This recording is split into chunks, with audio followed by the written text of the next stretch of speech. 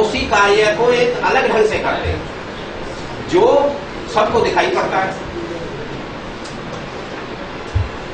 अभी डॉक्टर जी राधाकृष्णन ने, इसरो का वो है चेयरमैन है, उसने बोला भी मंगलयान वहां पहुंच जाएगा तो मैं रिटायरमेंट ले लूंगा।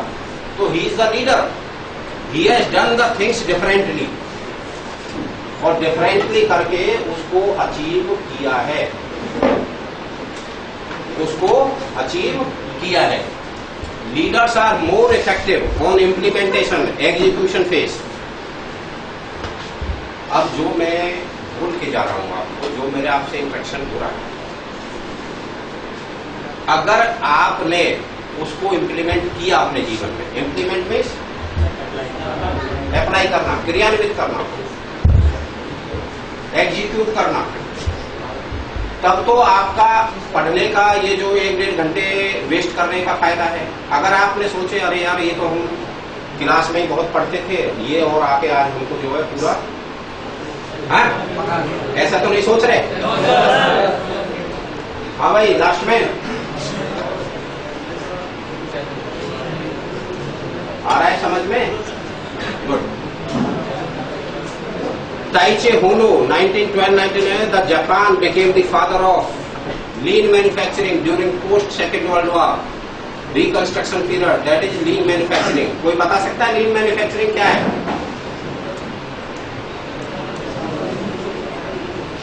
ये जो ताइचे होनो का जब वर्ल्ड वॉर सेकेंड हुआ था, अगर आपको पता होगा तो वहां पे हिरोशिमा और नागासाकी है जो वहां बिल्कुल ध्वस्त हो गए थे। जापान became the worst, और आज जापान वर्ल्ड का सबसे टॉप मोस्ट कंट्री है क्वालिटी में और अपने प्रोडक्शन में।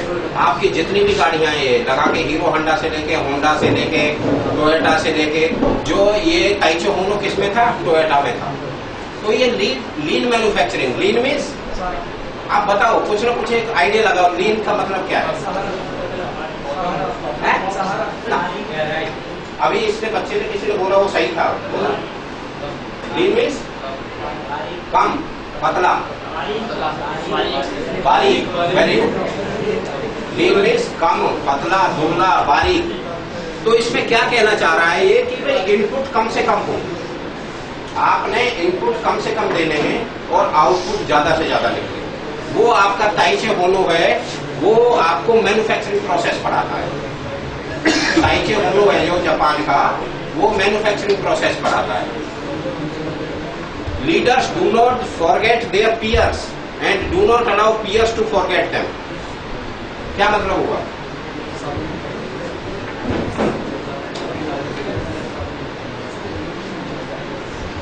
जो लीडर्स होते हैं ना, ट्रू लीडर्स, ये मैं इन लीडरों की बात नहीं कर रहा भाई, इनके बारे में नहीं बात कर रहा मैं।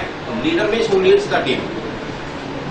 आपके यहाँ पर एक लेक्चर के साथ में कम से कम 100-200 बंदे बोलेंगे नहीं ये इंस्ट्रक्टर बहुत अच्छे हैं, ये प्रिंसिपल बहुत अच्छे हैं। देखिए हमारे भविष्य के बारे में बात करते हैं तो वो क्या है, वो क्या कह रहा है? Leaders do not forget their peers. Peers means आप सब स्टूडेंट्स जो अपने साथ में काम करते हैं। मान लो मैं जीएम हूँ कॉर्पोरेट ग्रुप का, तो जो मेरे साथ में काम किए हुए हैं क्या मैं उन्हें भूल जाऊंगा? मान लो आज वहां से हट के दूसरी जगह चला जाऊं, वो कभी नहीं भूलते हैं, क्योंकि बुजुर्गों ने क्या कहा है? तिनका से भी काम पड़ता है। इसलिए अपना कम्युनिकेशन रखो, दोस्ती बना के रखो सभी के साथ में। तो वो ये कह रहा है कि allow peers to forget them through effective communication. आपका कम्युनिकेशन स्किल तो बहुत स्ट्रांग होनी चाहिए अगर लाइफ में आगे बढ़ना है।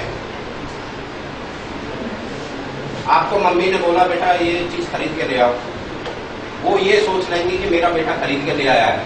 आपको वो दुकान पर मिली नहीं, आप आके घर में बैठ गए, आपने बताया नहीं। सुबह जब कोई मेहमान आया तो मम्मी वो चीज ढूंढ रही है। मैं आपको एक एग्जांपल दे रहा हूँ। उस टाइम क्या हुआ? क्योंकि आपका इफेक्टिव कम्युनिकेशन नहीं हुआ। आपने तुरंत बोलना चाहिए था मम्मी जी वो चीज मिली नहीं है, मार्केट में अवेलेबल नहीं है, तो वो आपको सब्स्टिट्यूट दे दी, उसका दूसरा रूप दे दी, बेटे इसकी जगह ये चीज ले आओ। उसी तरीके से जब आपका मैनेजर के पास में आपने बताया ही नहीं कि सर ये पिन नहीं बनी है क्योंकि उतने का टूल नहीं है अपने फैक्ट्री में, तो वो आपको बोलते हैं ठीक है तुम यहां से टूल ले लो, टूल रूम से टूल ले आओ। तो वो इफेक्टिव कम्युनिकेशन है लीडर्स का। You are the leaders, you are the दक्ष, you are the competent fellow. Leader आप हो, आप वो एनर्जी हो जिसको इस देश को जरूरत है, आपने आगे बढ़ना है। You are the most powerful energy of the country, need right direction, need to channelise. आपको दिशा अच्छी मिलनी है, और वो दिशा आप क्या है? एटीट्यूड, परसेप्शंस,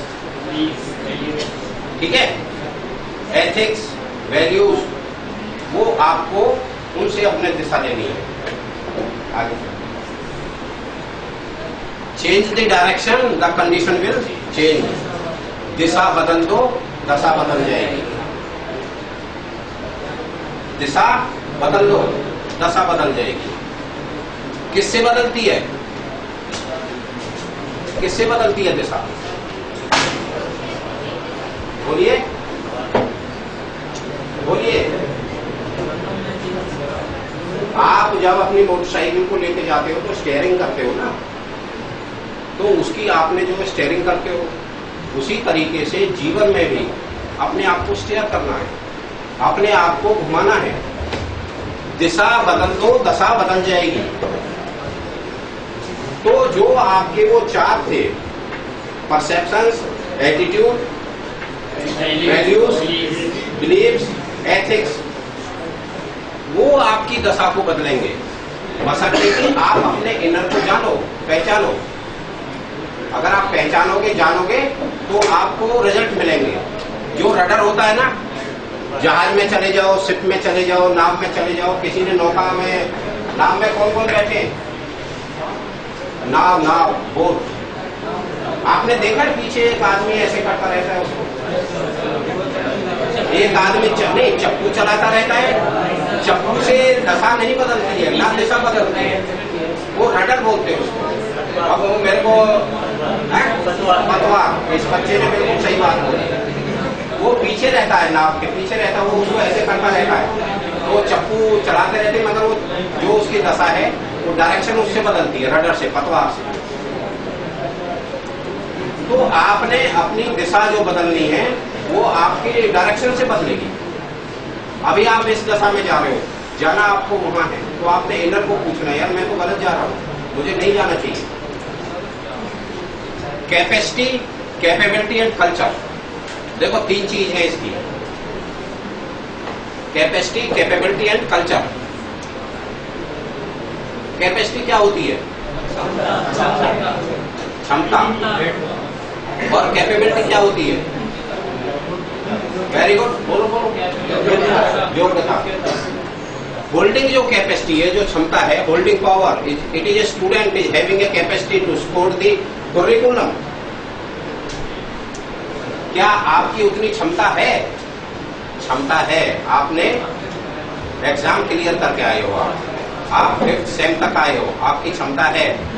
मगर कैपेबिलिटी है जो नॉलेज, स्किल्स एंड कॉम्पिटेंसीज, जो आपकी योग्यता है। एक क्लस्टर है, एक ग्रुप है, इन तीनों चीजों को ध्यान में रख लो। नॉलेज, स्किल एंड कॉम्पिटेंसी का एक क्लस्टर है, एक ग्रुप है, जो आपको आगे लेके जाएगा। आपको ये तो पता है मैं 10 किलो वजन उठा सकता हूँ, मगर 10 किलो वजन टेक्निक से उठाना है, अदरवाइज तो क्या है, आपको डैमेज हो जाएगा। वो आपका क्या है? वो कैपेबिलिटी है, योग्यता। आपको पता है आप 10 किलो उठा सकते हो, कैपेसिटी है, मगर आपने योग्यता से उठाना है, कैपेबिलिटी से उठाना है, अपनी नॉलेज, स्किल एंड कॉम्पिटेंसी से उठाना है। आज आपने देखा होगा रिकॉर्ड तोड़ा है उसने, नॉर्थ कोरिया वाले ने, वेट लिफ्टिंग में ना, तो वो कैपेसिटी उसको पता था, मगर उसने अपनी कैपेबिलिटी से उसको उठाया, ठीक है। और जो हमारी कल्चर है, ethics and values of organisation and society, जो मैंने बोला था अभी, परसेप्शन, एटीट्यूड, एथिक्स, वैल्यूज जो आपकी हैं, वो आपकी कल्चर में आती है। कल्चर में संस्कृति। Please, developing sustainable human resource for vibrant India by imbibing the following in youth. ये लिख लो आप अपने लिए, ये सारी चीजें आप अपने लिए लिख लो।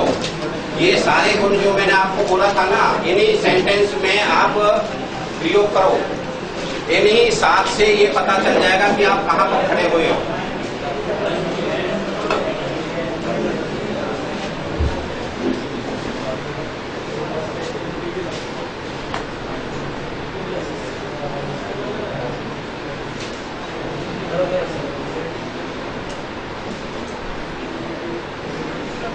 क्या हो गया भाई, नींद आ गई?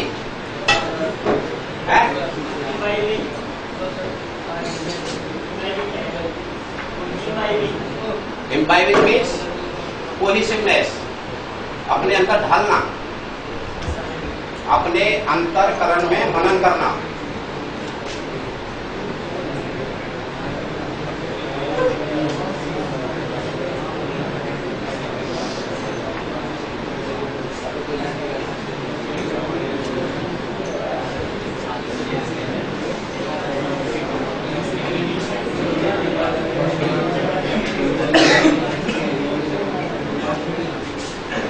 चले आगे चले,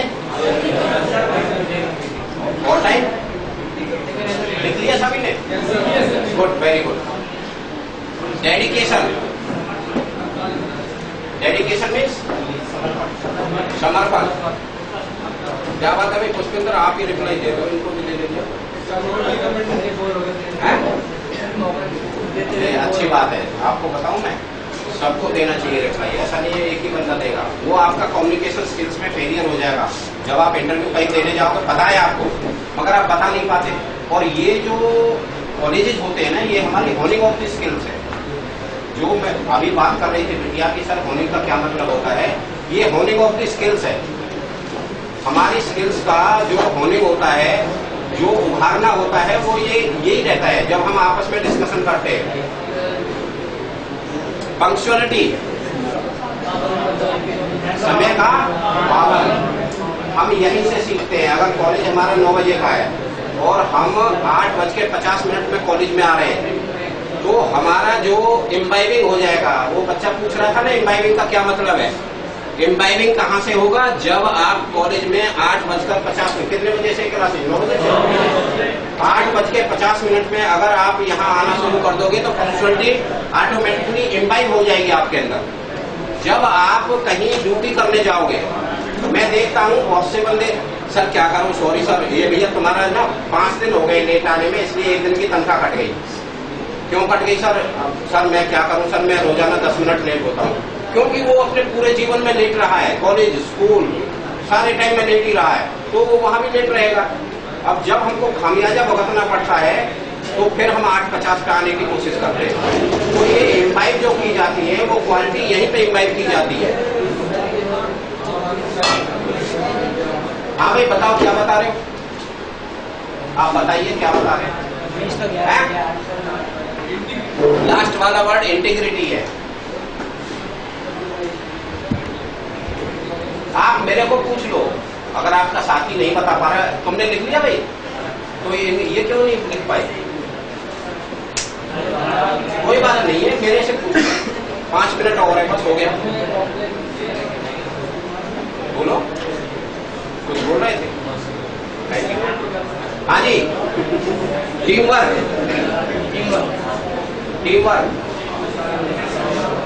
आपस में मिलजुल के कार्य करना। ये बहुत सिंपल लगता है, मगर वहां जाके हम फेल हो जाते हैं। अगर मैं आपको वो वर्ड बोलूँ ना, टीम वर्क का एक सेंटेंस में वो करो, तो आप वो सेंटेंस नहीं लिख पाओगे। मैं ऐसे नहीं, आपके लिए नहीं कह रहा, मैं भी आप ही की तरह था,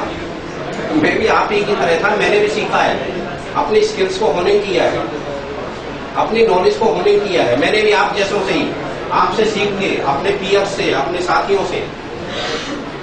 उसके बाद में एटीट्यूड, वो हम डिस्कशन कर चुके हैं एटीट्यूड के बारे में।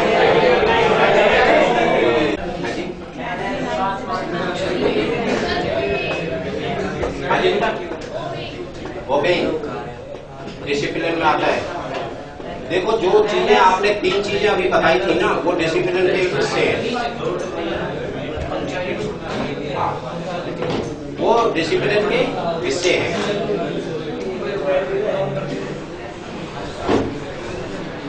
ये ऑन